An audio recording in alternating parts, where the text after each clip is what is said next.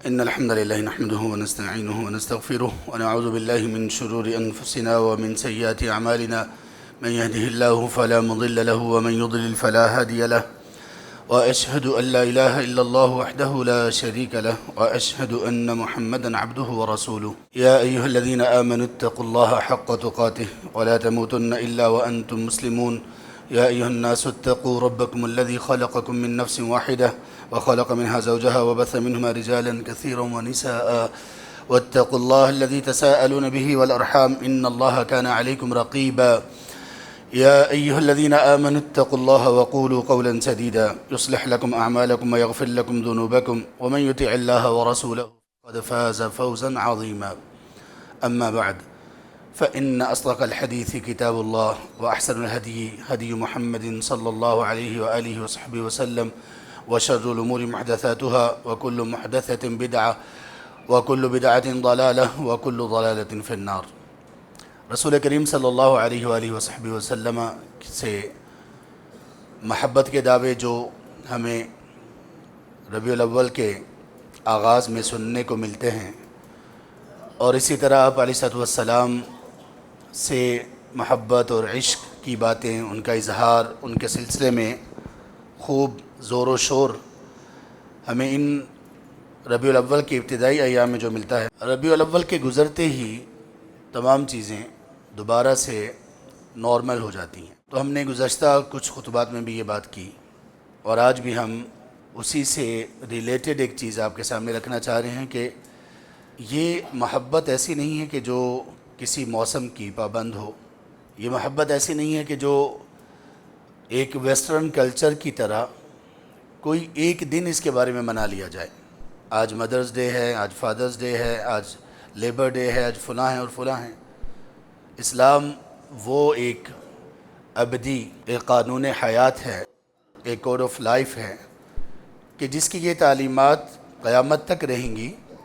ان میں کوئی رد و بدل نہیں ہوگا، ان میں کوئی کمی اور زیادتی نہیں ہوگی، اور یہ تعلیمات ہمیشہ کے لیے ہر حال میں، ہر دور میں، تمام احوال میں، کہ یہ تمام امور جتنے بھی آگے بڑھ جائیں، یہ تعلیمات اپنی جگہ پر اسی طرح سے اتنی ہی مفید رہیں گی جتنی کہ یہ تب مفید تھیں جب ان کا نزول ہوا تھا۔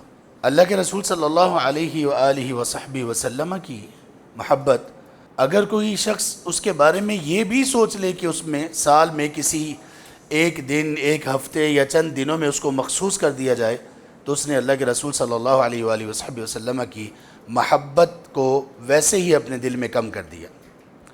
اس لیے کہ یہ تو محبت ایسی ہے کہ جو دھڑکن کے ساتھ، خون کی گردش کے ساتھ، آنکھوں کی بینائی اور کانوں کی سماعت کے ساتھ، شب و روز کے گزرنے کے ساتھ اور سانسوں کے چلنے کے ساتھ اسی طرح سے جاری رہے، جس طرح سے سانسیں جاری و ساری ہیں، دل کی دھڑکن ہے، خون کی گردش ہے۔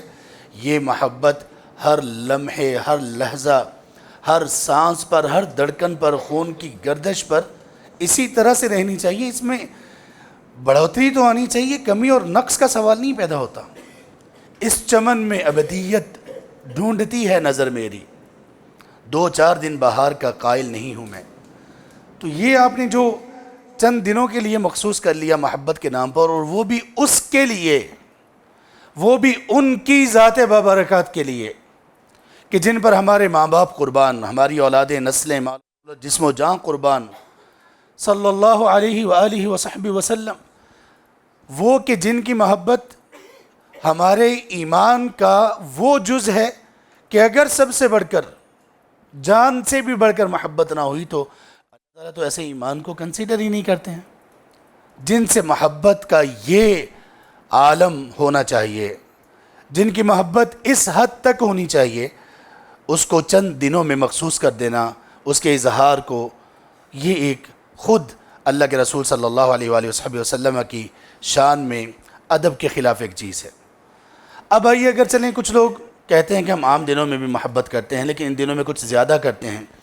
اب یہ 12 ربیع الاول گزر چکا، اگرچہ محقق علماء کی تحقیق اور راجح قول کے مطابق اللہ کے رسول صلی اللہ علیہ وآلہ وصحبہ وسلم کی ولادت باسعادت 9 ربیع الاول کو ہوئی ہے، 12 کو نہیں۔ البتہ اس پر تقریباً تمام مؤرخین کا، سیرت نگاروں کا تقریباً اتفاق ہے کہ 12 ربیع الاول کو آپ علیہ السلام دنیا سے تشریف لے گئے۔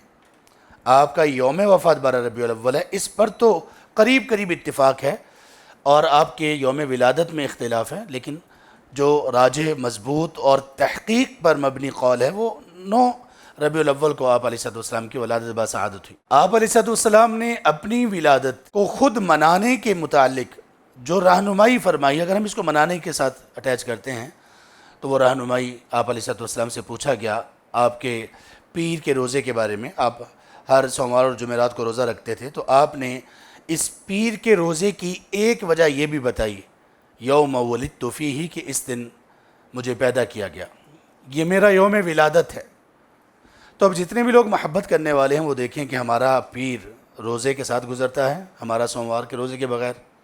کم از کم وہ لوگ جو یہ کہتے ہیں کہ آپ علیہ السلام کی ولادت کی خوشی منانا ضروری اور فرض ہے، تو کیا یہ فریضہ وہ سر انجام دے رہے ہیں یا نہیں؟ ہمارا آج کا موضوع یہ ہے کہ اسلام میں اللہ کے رسول صلی اللہ علیہ وسلم کو جو اسوہ حسنہ بنایا گیا، تو آپ علیہ السلام کی پوری زندگی ہم نے اپنی پوری زندگی میں اسے فالو کرنا ہے۔ ایک ایک قدم آپ کے قدم کے پیچھے پیچھے رکھنا ہے۔ آپ علیہ السلام نے جیسے زندگی گزارنے کا طریقہ اور سلیقہ سکھایا، ویسے گزارنا ہے۔ یوں تو آپ علیہ السلام نے اس زندگی کے سفر کو بھی ہمیں سکھایا کہ زندگی کا یہ سفر جو بڑا محدود ہے، بڑا مختصر ہے، اور یہ سفر ہر طرح کی کیفیات کے ساتھ گھرا ہوا ہے، ہر طرح کے مراحل میں ڈیوائیڈڈ ہے۔ اس میں خوشیاں بھی ہیں، اس میں غم اور پریشانی بھی ہے، اس میں صحت تندرستی سے بھی بندہ لطف اندوز ہوتا ہے، تو بیماری پر اس کو صبر بھی کرنا ہوتا ہے۔ اس میں دھوپ بھی ہے، چھاؤں بھی ہے۔ اس میں انسان کے لیے اگر کوئی فرحت اور کوئی آسائش، آسانی اور خوشی کی چیزیں ہیں، تو بہت ساری چیزیں ایسی ہیں جو انسان کو غمگین کر دیتی ہیں۔ یہ زندگی ہے، اس میں ہم اپنی آنکھوں سے اس دنیا میں بہت ہمارے پیارے قریبی آ بھی رہے ہوتے ہیں، اور بہت ہمارے پیارے اور قریبی جا بھی رہے ہوتے ہیں۔ یہ دنیا ہے، یہ فنا ہونے والی ہے، اور اس کا فنا ہونا بھی بڑا قریب ہے۔ اس پوری زندگی کا یہ جو ایک سفر ہے معمولی سا، اللہ کے رسول صلی اللہ علیہ وآلہ وسلم نے اپنے ایک صحابی کو، جن کی عمر ابھی قریب کوئی 12-14 سال ہی تھی، ان کو اپنے پاس بلایا، ان کے کندھوں پر ہاتھ رکھا اور ان کو ایک نصیحت کی۔ یہ نصیحت کا وہ انداز تھا کہ بات دل کی گہرائیوں تک اتر جائے، اور آپ علیہ السلام کا یہی انداز تھا نصیحت کا۔ سیدنا عبداللہ ابن عمر رضی اللہ عنہ کہتے ہیں، اخذ رسول اللہ صلی اللہ علیہ وسلم بمنکبی، آپ نے میرے کندھوں سے مجھے پکڑا اور کہا، کن فی الدنیا کأنک غریب او عابر سبیل، دنیا میں زندگی ایسے گزارو کہ گویا تم ایک اجنبی ہو، یا ایسے کہ تم محض راستہ عبور کرنے والے ہو۔ راستہ عبور کرنے والے یعنی تم مسافر ہو۔ جب ہم مسافر ہوتے ہیں، کسی جگہ سفر کر رہے ہوتے ہیں، تو دیکھیے کہ کیا صورتحال ہوتی ہے ہماری کیفیت کیا ہوتی ہے، ہم اس سفر کے بارے میں کیا ذہن میں رکھتے ہیں۔ ہمیشہ ہمارے ذہن میں یہ ہوتا ہے کہ سفر جیسے ہی ختم ہو تو ہم اپنی منزل پر پہنچیں، اور اپنی منزل پر پہنچنے کے بعد اپنے گھر واپس پہنچیں۔ اس دنیا میں بھی یہی ہمارا سفر ہے۔ ہمارا گھر جنت ہے، ہمیں جنت سے دنیا میں بھیجا گیا، ہم نے واپس وہیں جانا ہے، وہی گھر ہے ہمارا۔ جب وہی گھر ہے تو مسافر کو ہمیں پوری زندگی گزارتے ہوئے یہ احساس ہماری ہر سوچ پر غالب ہو کہ مجھے واپس اپنے گھر جانا ہے۔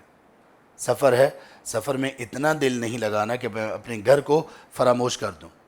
مجھے یہ بھی اندازہ نہ ہو کہ میں نے گھر کیسے پہنچنا ہے، مجھے یہ بھی اندازہ نہ ہو کہ گھر پہنچنا میرا ضروری ہے، مجھے یہ بھی اندازہ نہ ہو کہ سفر ہے، سفر میں جتنی بھی اچھی رہائش میں اختیار کر لوں، میں مسافر ہوں، مجھے وہ رہائش چھوڑنی ہے۔ ہماری زندگیوں میں ہمارے اپنے گھر، ہمارے نام پر گھر، ہماری اپنی گاڑیاں، یہ ساری ایسے ہی ہیں جیسے کوئی مسافر کسی جگہ جاتا ہے، ایک روم رینٹ پر لیتا ہے، گاڑی رینٹ پر لے لیتا ہے، 2 دن بعد، 4 دن بعد، 6، 8، 10 دن، 4، 5، 8 مہینے کے بعد اسے واپس کرنا ہے، اور اسے چھوڑ کر واپس دوبارہ اپنے گھر کی طرف جانا ہے۔ ہمارا معاملہ زندگی کا بھی ایسے ہے۔ تو اللہ کے رسول صلی اللہ علیہ وآلہ وسلم نے یہ زندگی کا سفر، اس زندگی کو سفر قرار دیا اور ہمیں سفر کرنا سکھایا کہ اس زندگی میں ہم نے کیسے ٹریول کرنا ہے۔ لیکن آپ علیہ السلام کی سبحان اللہ اس سفر میں جو ہم سفر کر رہے ہوتے ہیں، ایز اے ٹریولر زندگی گزارتے ہوئے کبھی ہم ٹریول کرتے ہیں ایک جگہ سے دوسری جگہ، اس کے بھی کچھ آداب ہمیں سکھائے گئے۔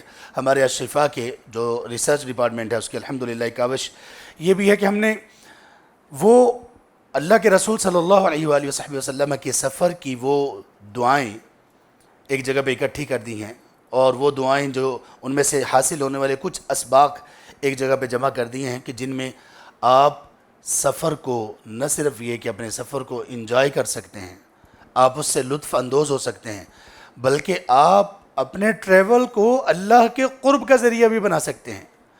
آپ محض ان دعاؤں سے بہت کچھ سیکھ سکتے ہیں، اخلاقیات، ایتھکس، عقیدہ، منہج، توکل، اللہ تبارک و تعالیٰ پر بھروسہ، خیر نیکی کے کاموں میں آگے بڑھنا، اللہ کی رضا کو کس طرح سے ہر چیز سے مقدم رکھنا ہے۔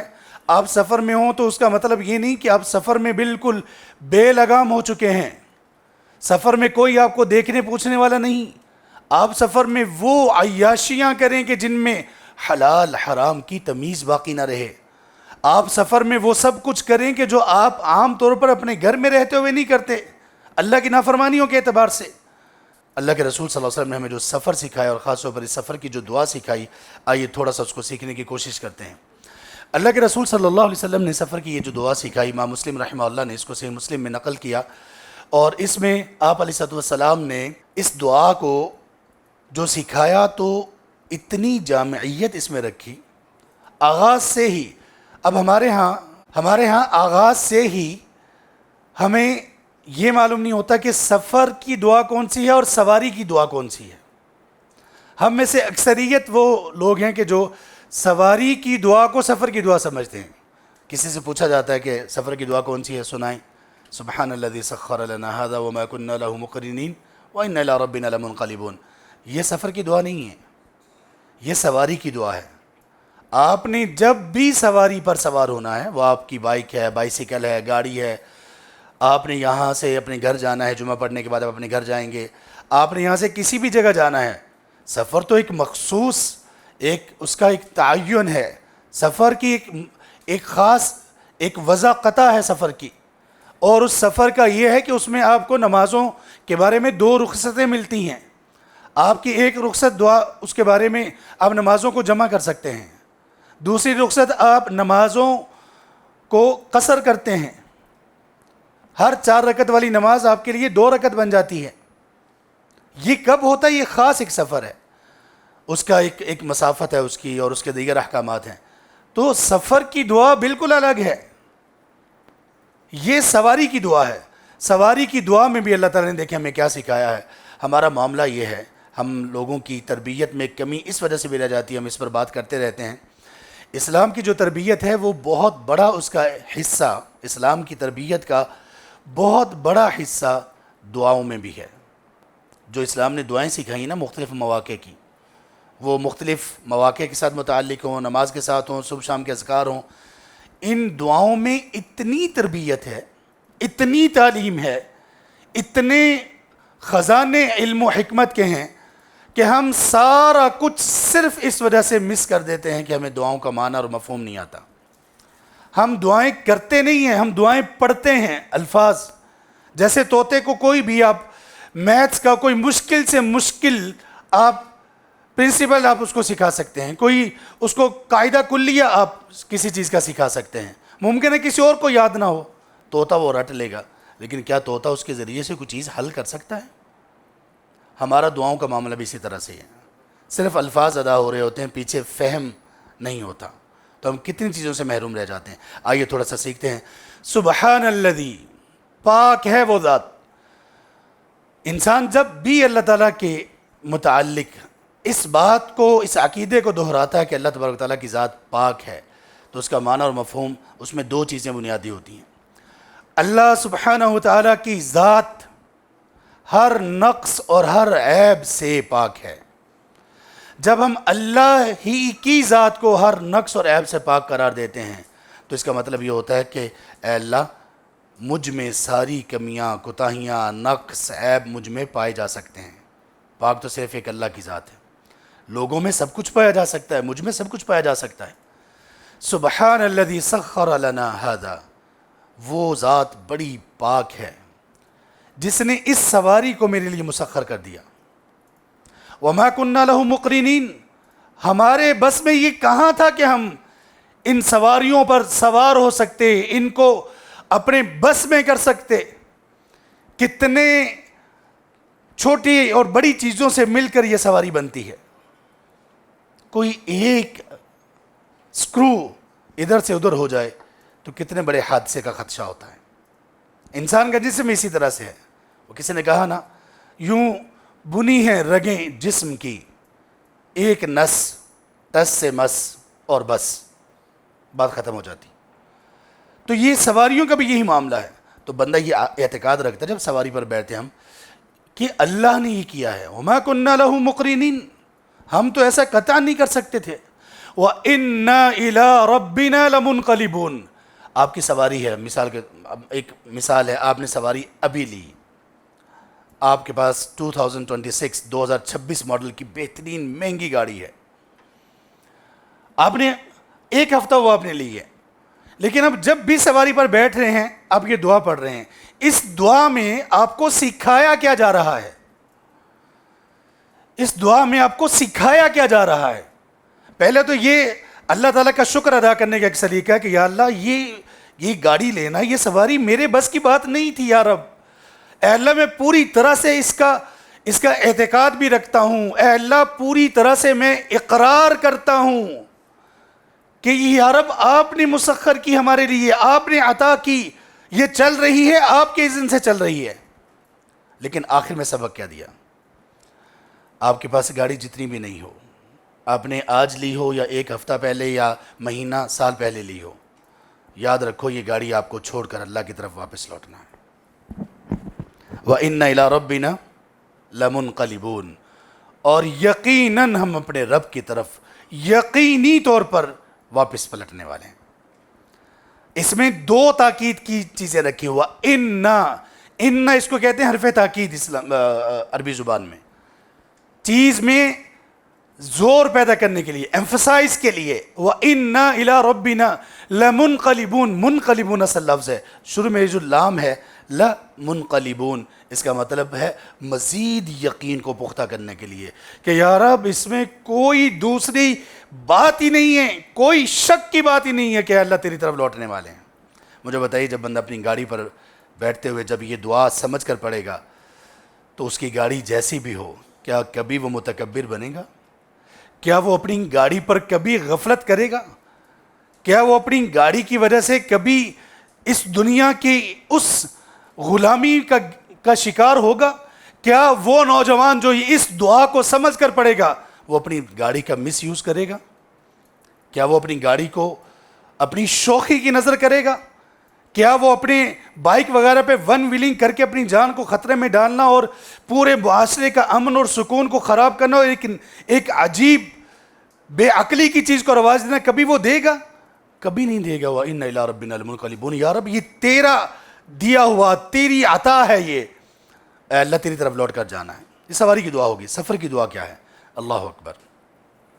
سفر کی دعا میں اللہ کے رسول صلی اللہ علیہ وآلہ وصحبہ وسلم نے ہمیں 5 باتیں سکھائیں کہ ہم اللہ تعالیٰ سے مانگیں کہ یا اللہ یہ 5 باتیں مجھے عطا کر دے، اور 3 باتوں کے بارے میں سکھایا کہ اللہ تعالیٰ سے پناہ مانگو کہ یا اللہ مجھے ان 3 باتوں سے محفوظ رکھنا، اور درمیان میں ایک چیز کو رکھا کہ جس چیز پر اللہ اکبر عقیدے کی بنیاد ہے۔ عقیدے کی بنیاد کیا ہے اس کو ہم پہلے ذکر کرتے ہیں۔ اللہم انت صاحب فی السفر والخلیفۃ فی الاہل، بلکہ پوری دعا کے پہلے ترجمہ پڑھ لیتے ہیں۔ اللہم، اے اللہ، انا نسألک فی سفرنا ھذا، اے اللہ ہم آپ سے مانگتے ہیں اپنے سفر میں۔ اب دیکھیں سفر کا آغاز ہو رہا ہے، کیسے بہترین طریقے سے سفر کا آغاز۔ آپ کے سفر کا مقصد گھومنا پھرنا ہو، سیر و تفریح ہو، آپ کے سفر کا مقصد بزنس تجارت ہو، آپ کے سفر کا مقصد حج عمرہ ہو، آپ کسی بھی طرح کا کوئی سفر کرنے جا رہے ہوں، یہ دعا پڑھیں گے تو کم از کم آپ حرام سفر، آپ اللہ کی نافرمانی کا سفر نہیں کریں گے. ہمیں حیا آئے گی کہ میں اللہ سے ان کلمات کے ذریعے سے کچھ مانگ رہا ہوں اور میں اللہ کی نافرمانی کا سفر کروں. اللہم اے اللہ انا نسألک فی سفرنا ھذا، اے اللہ ہم اپنے اس سفر میں آپ سے کچھ مانگتے ہیں. کیا؟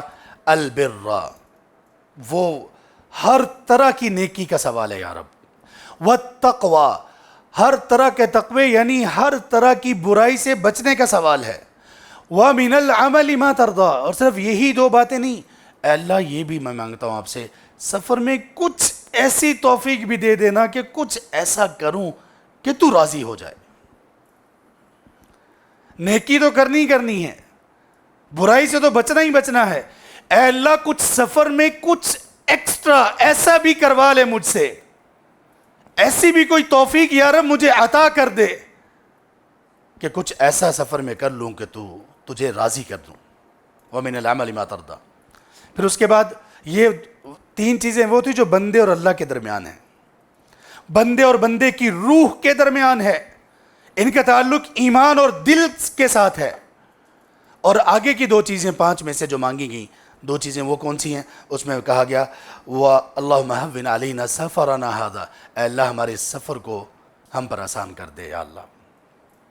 وَاطْوِ عَنَّا بُعْدَ، 5ویں چیز، اے اللہ اس کی جو طوالت ہے، اس کی جو دوری ہے، اس کی جو لمبائی ہے اور جو فاصلے کی جو مدت ہے طویل، اے اللہ اس کو کم کر دے.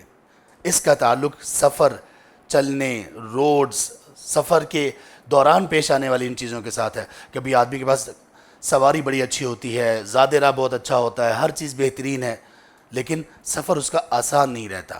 کبھی موسموں کی وجہ سے، کبھی روڈ کلوزرز کی وجہ سے، کبھی کوئی کسی جگہ پہ پروٹیسٹ آ گیا، کبھی کچھ آ گیا، کبھی کیا، اور کبھی راستے میں کتنی ایسی چیزیں آ سکتی ہیں جو آسانی کے خلاف ہوتی ہیں. اے اللہ ہمیں اس سے محفوظ رکھنا. اور راستے کی مسافت اور دوری کو اے اللہ لپیٹ دے ہمارے لیے، کم کر دے. کیا مطلب؟ کہ راستہ تو کم نہیں ہوگا، کلومیٹرز تو اتنے ہی رہیں گے، لیکن اس میں بندے کی کیفیت، بندے کے جسم پر اثرات ایسے ہوں کہ بندے کو یہ نہ لگے میں نے لمبا سفر کیا ہے، اور وہ لمبا سفر لمبا نہ ہو بلکہ آسان ہو جائے. بندے کو ایسا لگے کہ سفر جیسے سمٹ گیا ہے. جیسے آپ اگر تجربہ کریں، آپ تہجد کے وقت سفر کا آغاز کریں، آپ کو یقینی طور پر اللہ کے رسول صلی اللہ علیہ وسلم کی دعا کا اثر آپ محسوس کریں گے. اللہم بارک لامتی فی بکورہا، اے اللہ میری امت کے لیے ان کے صبح کے وقت میں برکت عطا کر دے. آپ کو برکت محسوس ہوگی. اور جب یہ آپ دعا کریں گے، آپ دن میں بھی کسی وقت سفر کریں، آپ کو ان الفاظ اگر واقعی آپ دل سے مانگ رہے ہیں تو آپ کو ان کی بھی تاثیر اس میں معلوم ہوگی. تو اس میں یہ 5 چیزیں مانگی گئیں. اس کے بعد دعا کے قریب درمیان میں وہ عقیدے سے متعلق چیز کو رکھا گیا. اللہم انت صاحب فی السفر، سفر کرتے ہوئے سیکیورٹی ہمارے پاس کیا ہے؟ ہم نے یہ تو دیکھ لیا کہ کون سا راستہ زیادہ سیکیور ہے، ہم نے یہ بھی دیکھ لیا کہ راستے میں اگر کوئی ایسی مشکلات یا امن و امان کی صورتحال خراب جس علاقے میں، وہاں پہ ہم نے نہیں جانا.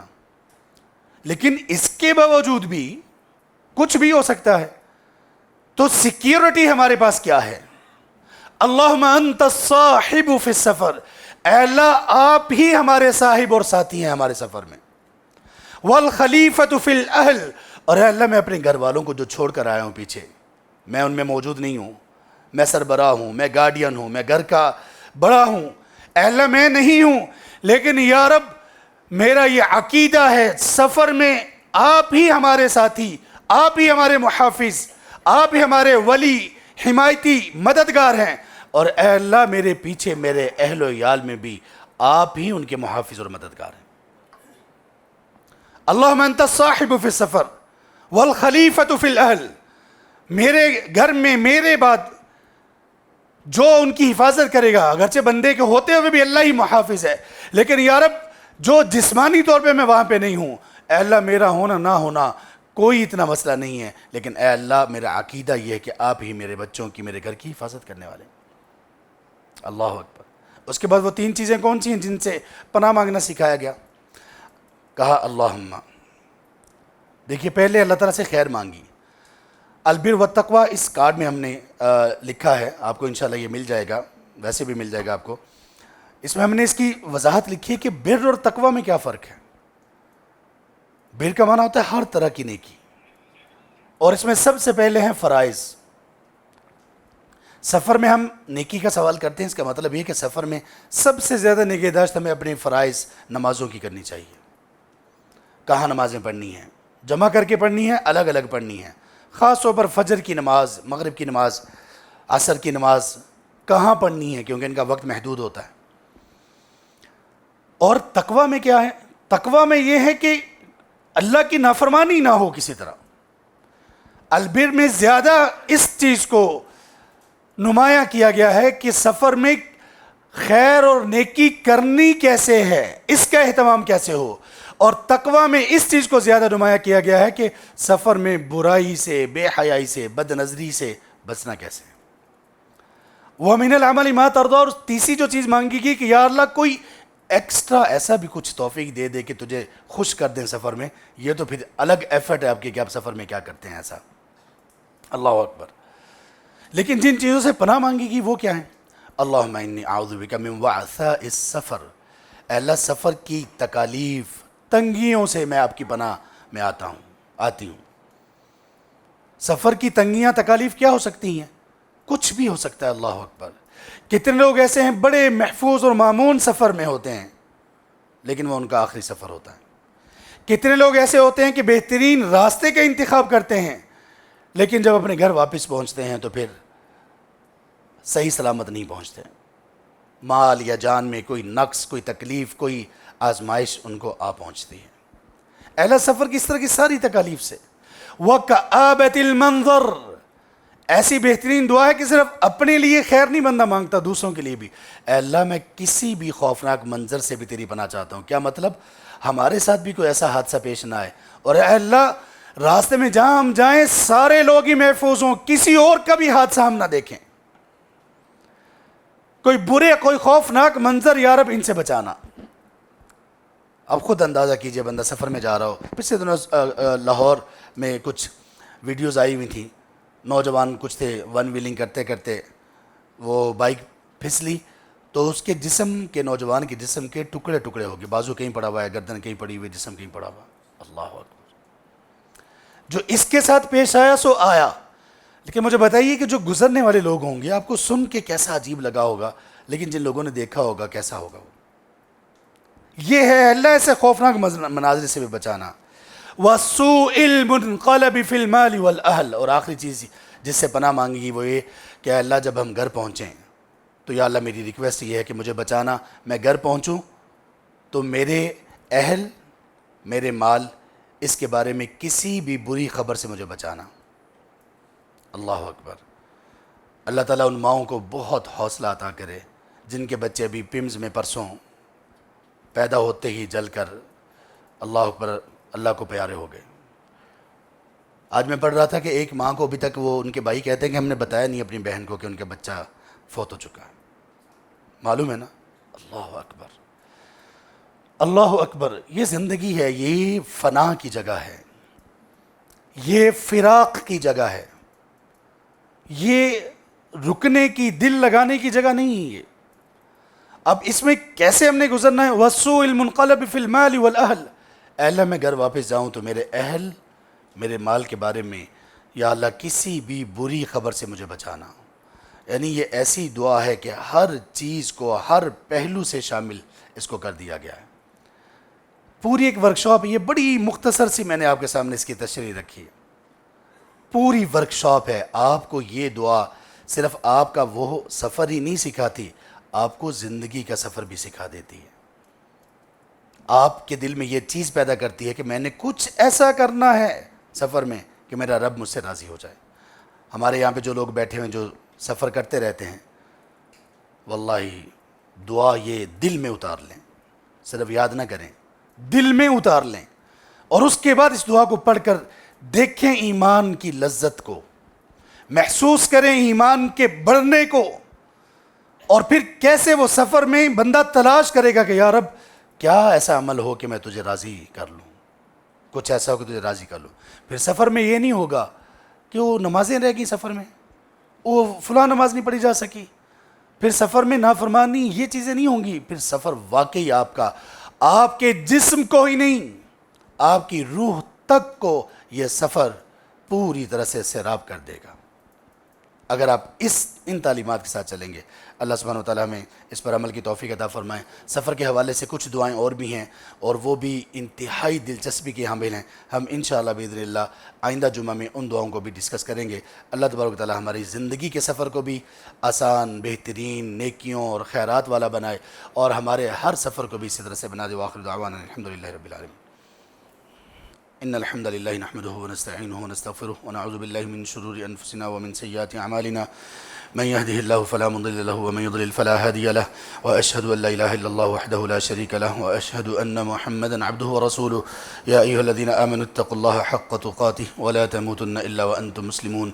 يا أيها الناس اتقوا ربكم الذي خلقكم من نفس واحدة وخلق منها زوجها وبث منهما رجالا كثيرا ونساء واتقوا الله الذي تساءلون به والأرحام إن الله كان عليكم رقيبا. يا أيها الذين آمنوا اتقوا الله وقولوا قولا سديدا يصلح لكم أعمالكم ويغفر لكم ذنوبكم ومن يطع الله ورسوله فقد فاز فوزا عظيما. أما بعد فإن أصدق الحديث كتاب الله وأحسن الهدي هدي محمد صلى الله عليه وآله وصحبه وسلم وشر الأمور محدثاتها وكل محدثة بدعة وكل بدعة ضلالة وكل ضلالة في النار.